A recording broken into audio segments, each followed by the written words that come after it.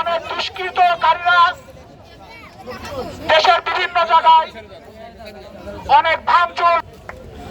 আমি ঈশ্বরের সকল স্তরের ছাত্র এবং জনতাকে বলতে চাই, ছাত্র সমাজের এই আন্দোলনটাকে আপনারা নস্যাৎ করতে দেবেন না। আপনারা প্রতিটা ওয়ার্ডে ওয়ার্ডে ইউনিয়নে ইউনিয়নে ছাত্রদের পাশে থেকে সমস্ত এই দুষ্কৃতকারীদেরকে প্রতিহত করুন। আপনারা কোথাও প্রতিশোধ নেওয়ার যে ঘৃণ্য প্রচেষ্টা এটা চালাবেন না, তাহলে এই স্বাধীনতা হয়তো আমাদের কাছ থেকে, আমাদের দেশ, আমাদের এরকম নতুন প্রজন্মের নতুন মুক্তিযোদ্ধা,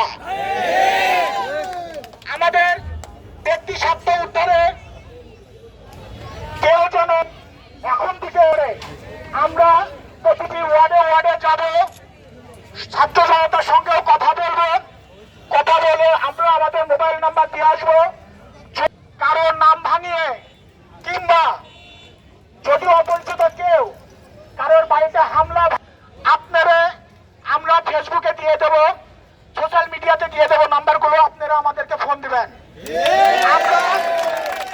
আমরা চেষ্টা করব আপনাদের পাশে থেকে ঘৃণ রাজনীতি থেকে বের হয়ে এসে আমাদের সুস্থ ধরনের রাজনীতি এবং স্বাধীনতাকে ধরে রাখার সর্বোচ্চ চেষ্টা করব।